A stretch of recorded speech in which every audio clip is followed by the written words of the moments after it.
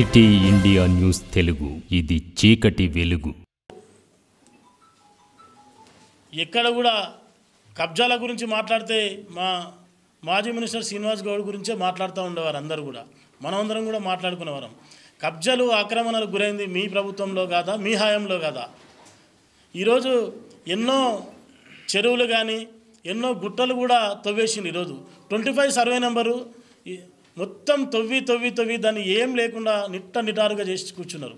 ఎదురులో ఉన్న ఏదైతే గుట్ట ఉందో దాన్ని కూడా అక్రమంగా మట్టి వ్యాపారం చేసుకుని అందరికీ దళారులకు ఇచ్చి ఈరోజు మొత్తం గుట్టలని కూడా కరిగిపోయేటట్టుగా మీరు చేసిండ్రు. చెరువులని కూడా అక్రమ నిర్మాణాలు చేసుకొని చెరువులు కుంటలలో కూడా రియల్ ఎస్టేట్ దందా చేసింది కూడా అందరికీ. ఎవరెవరు రియల్ ఎస్టేట్ దందా చేసింది చెరువులలో, ఏ కుంటలల్లో ఏ చెరువులలో రియల్ ఎస్టేట్ వ్యాపారాలు చేసి ఈరోజు చేసారో అందరూ కూడా తెలుసు. ఒకే ఒకటి, ఈరోజు కాంగ్రెస్ ప్రభుత్వం పేద ప్రజల పాలిట ఉండే ప్రభుత్వం. పేదలకు నిజంగా కూడా అన్యాయం చేసే ప్రభుత్వం కాదు. ఖచ్చితంగా కూడా ఈరోజు అర్హులైన వారికి కూడా మళ్ళీ ప్లాట్లు ఉన్న వారికి కూడా ఇందిరమ్మ ఇండ్లడానికి కూడా సిద్ధంగా ఉంది.